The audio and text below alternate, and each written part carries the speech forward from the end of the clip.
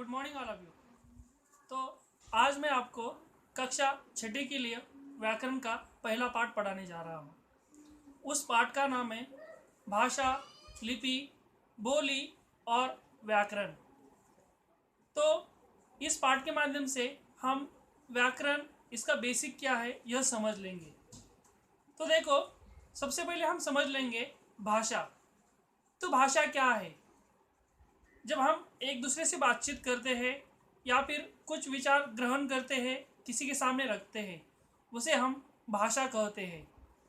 तो भाषा की परिभाषा यह है, जिसके माध्यम से हम विचारों का आदान प्रदान करते हैं, उसे भाषा कहते हैं। तो विचारों का आदान प्रदान हम किसके माध्यम से करते हैं? भाषा के माध्यम से करते हैं। तो जिसके माध्यम से हम विचारों का आदान प्रदान करते हैं, उसे हमने भाषा कहा है। तो इसी भाषा के दो रूप होते हैं।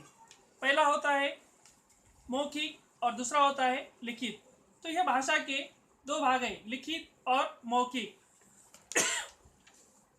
तो इसके माध्यम से मैं आपको यह पाठ पढ़ाने जा रहा हूँ। तो भाषा की परिभाषा हमने समझ ली। तो इसके बाद मैं आपको समझाऊंगा कि मौखिक और लिखित ये किस प्रकार से होते हैं।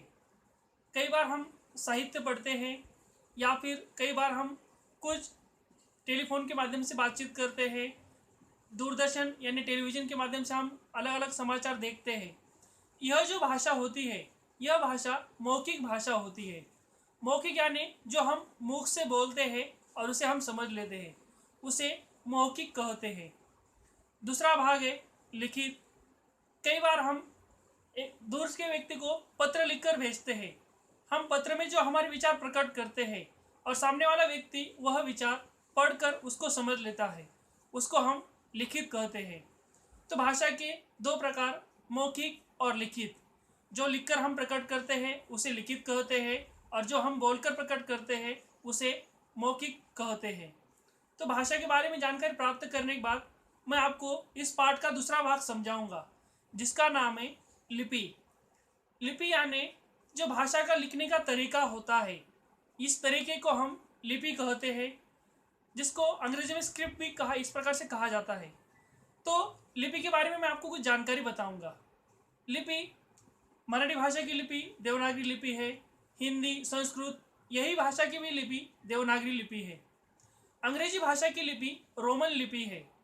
उसी प्रकार यह जो उर्दू भाषा है उसकी भी फारसी, यह अलग अलग लिपियाँ है। कश्मीरी भाषा की लिपि शारदा लिपि है। तो जिस प्रकार से हम भाषा लिखते हैं, उस लिखने के तरीके को हम लिपि कहते हैं। तो पाठ का अगला भाग है बोली। तो इस व्याकरण में हमने अगला पाठ हम देखेंगे बोली। यह बोली क्या होती है और कैसे होती है, ये मैं आपको अभी समझाता हूँ।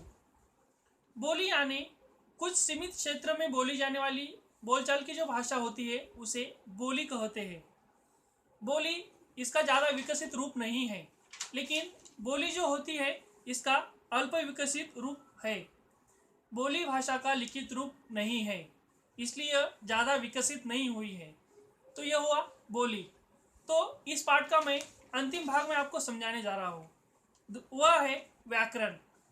व्याकरण, तो हमें इस पाठ के माध्यम से व्याकरण क्या होता है, उसकी निर्मित कैसे हो गई, ये हम आगे तो समझ ही लेना है। लेकिन इस पाठ का अंतिम भाग है व्याकरण, जो मैं आपको अभी समझाने जा रहा हूँ। तो देखो, व्याकरण, इसके तीन अलग प्रकार होते हैं, वर्ण, शब्द और वाक्य। तो देखो कैसे व्याकरण, इसके तीन अलग प्रकार है, वर्ण, शब्द और वाक्य। तो मैं आपको यहाँ पर समझाऊंगा वर्ण से शब्द कैसे बनता है और शब्द से वाक्य कैसे बनता है। तो एक उदाहरण देता हूं मैं आपको। वर्ण, वर्ण में हमने दो वर्ण लिए, आ और म। आ यह स्वर है, म एक व्यंजन है। अ और म बनाकर हमने एक शब्द बनाया, वो बन गया आम। तो और इसी शब्द से मैंने वाक्य बनाया, आम मीठा फल है, यानी आम मीठा है। तो देखो व्याकरण, इसके तीन प्रकार कैसे बन गए, वर्ण, शब्द और वाक्य। ये आपको इसके माध्यम से समझ में आया। तो छात्रों, आपको लगभग पहले पार्ट में क्या है यह लगभग आपको समझ में आया ही है। एक बार मैं थोड़ी बहुत जानकारी आपको इस पाठ के माध्यम से देना चाहता हूँ। भाषा, विचारों का आदान प्रदान करना, इसे भाषा कहते हैं। भाषा के दो रूप हैं, लिखित और मौखिक। जो विचार हम लिखकर प्रकट करते हैं उसे लिखित कहते हैं, जो विचार हम बोलकर प्रकट करते हैं उसे मौखिक कहते हैं। दूसरा भाग मैंने समझाया, लिपि। लिपि यानी भाषा के लिखने के तरीके को लिपि कहते हैं। अंग्रेजी भाषा की लिपि रोमन, मराठी, हिंदी, संस्कृत, इनकी लिपि देवनागरी लिपि है। उसके बाद मैंने आपको समझाया बोली। बोली ज़्यादा विकसित रूप नहीं है, वह सीमित क्षेत्र के लिए बोली जाती है।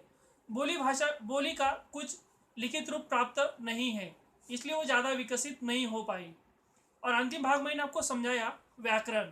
व्याकरण में उसके 3 प्रकार देखे हमने, वर्ण, शब्द और वाक्य। हमने वर्ण से शब्द कैसे बनता है यह समझ लिया, और उसी शब्द से हमने एक वाक्य बनाया, यह भी हमने समझ लिया। तो मैंने आज आपको कक्षा 6 के लिए व्याकरण का पहला पाठ समझाया। भाषा, लिपि और बोली तथा व्याकरण, यह हमने समझ में लिया। तो आप सभी को इस पाठ के लिए मैं कुछ प्रश्न देना चाहता हूँ, जो इस पाठ के साथ मैं आपको बाद में एक लिखित रूप के माध्यम से दे दूँगा। तो यह पाठ मैंने आपको समझाया। धन्यवाद।